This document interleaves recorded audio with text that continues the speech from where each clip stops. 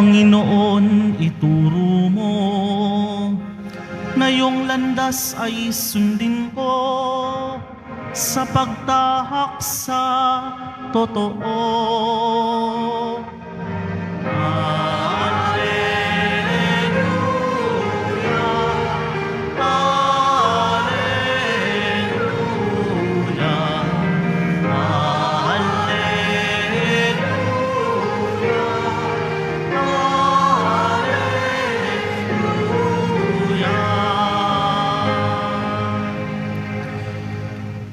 Sumainyo ang Panginoon. At sumaiyo rin. Ang mabuting balita ng Panginoon ayon kay San Mateo. Papuri sa iyo, Panginoon. Noong panahong iyon, nagtipon-tipon ng mga Pariseyo nang mabalitaan nilang napatahimik ni Jesus ang mga Saduseyo. At isa sa kanila, isang dalubhasa sa kautusan, ang nagtanong kay Jesus upang subukin ito. Guro, alin po ang pinakamahalagang utos sa kautusan? Sumagot si Jesus, ibigin mo ang Panginoong mong Diyos ng buong puso, ng buong kaluluwa, at ng buong pag-iisip. Ito ang pinakamahalagang utos. Ito naman ang pangalawa, ibigin mo ang iyong kapwa gaya ng iyong sarili. Sa dalawang utos na ito, nakasalalay ang buong kautusan ni Moises at ang turo ng mga propeta. Mga kapatid, ang mabuting balita ng Panginoon. Pinupuri ka namin, Panginoong Hesukristo. Magsiupo mo na ang lahat. Magandang gabi po sa inyong lahat. Palakpakan po natin ang ating mahal na pong Jesus Nazareno. Paano po ba nating matatawag ng isang tao ay tunay at tapat na Kristiyano? Paano po ba natin masasabi na yung katabi ninyo, tingnan ninyo, tapat ba yan at tunay na Kristiyano? Parang iba nag-aalinlangan, yung iba nagdadalawang isip, yung iba marahil hindi nila maintindihan. Marahil kapag sinabi natin ang isang tao ay Kristiyano, siya ay naniniwala kay Jesus bilang isang Diyos. Sasabihin din ng ilan, ako ay Kristiyano dahil ako ay nabinyagan. Pero sa araw na ito sa Ebanghelyo, may isang bagay na ipinapaalala at ipinapaintindi sa atin si Jesus. Na bilang isang Kristiyano, dapat ikaw ay marunong magmahal at umibig. Ikaw ay tinatawag na Kristiyano dahil kaya mong magmahal at umibig. Mga kapatid, sa ating Ebanghelyong napakinggan, isang Saduseyo ang nagtanong sa Panginoon. At anong tanong niya? Ano po ang pinakamahalagang utos?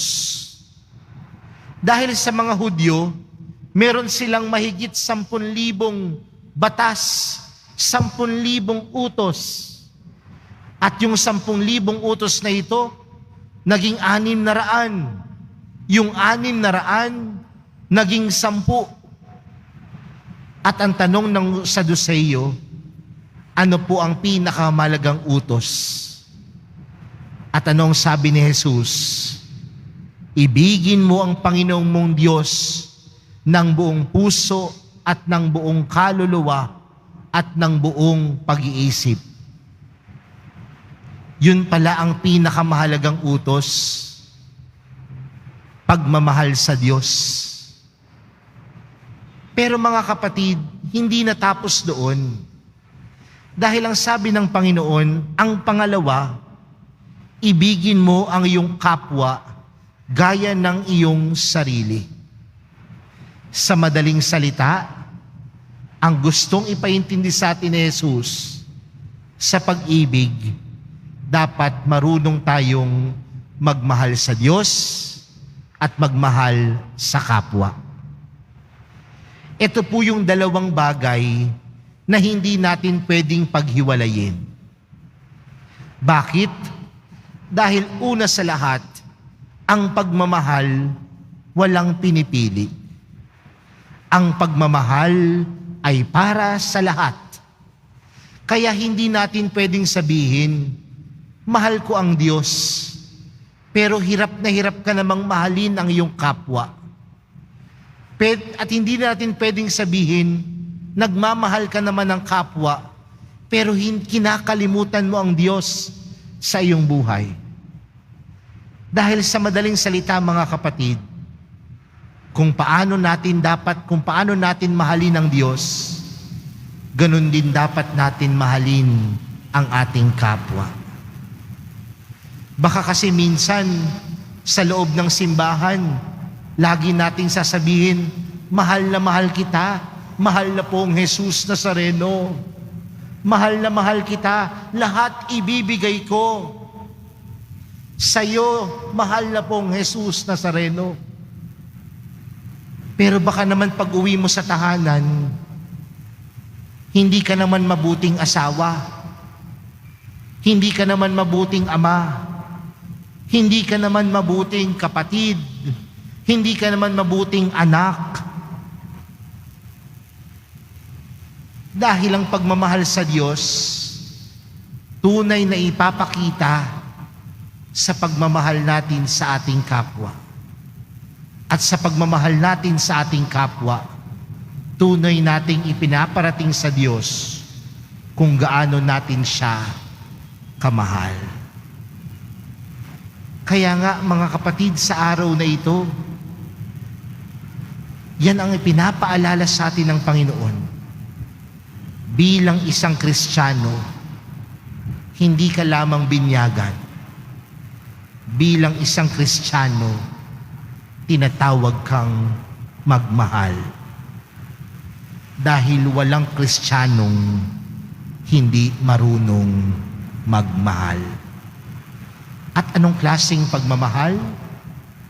Pagmamahal ng Diyos. At paano bang ipinaramdam ng Diyos ang kanyang pagmamahal sa atin? Ibinigay niya ang kanyang nag-iisang anak.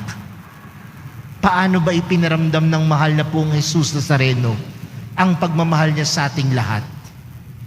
Ibinigay ang buong sarili. Kasi ang tunay na pagmamahal, hindi lang yan patwitams-twitams. Hindi lang yan sa salita. Hindi lang yan sa text. Hindi lang yan sa mga messages natin. Ang tunay na pagmamahal, ipinaparamdam, ipinapakita, at ipinapadama sa Diyos at sa kapwa. Mga kapatid, bilang isang Kristiyano, bakit ba natin kailangang magmahal? Alam niyo po kung bakit? Dahil una na tayong minahal ng Diyos. Bakit ba natin kailangang mahalin ang kapwa natin? Dahil lagi tayong nakakaramdam ng pagmamahal mula sa Diyos. Kaya sa mga oras na ito, pinapaalala sa atin ng Diyos, pinapaalala ng mahal na pong Jesus Nazareno sa atin, mahal ka niya. At kung mahal ka ng Diyos, dapat din mahalin mo siya at mahalin mo ang iyong kapwa. Bilang isang Kristiyano, hindi lang yan sa pangalan. Bilang isang Kristiyano at deboto ng mahal na pong Jesus Nazareno, tinatawag kang magmahal. Amen.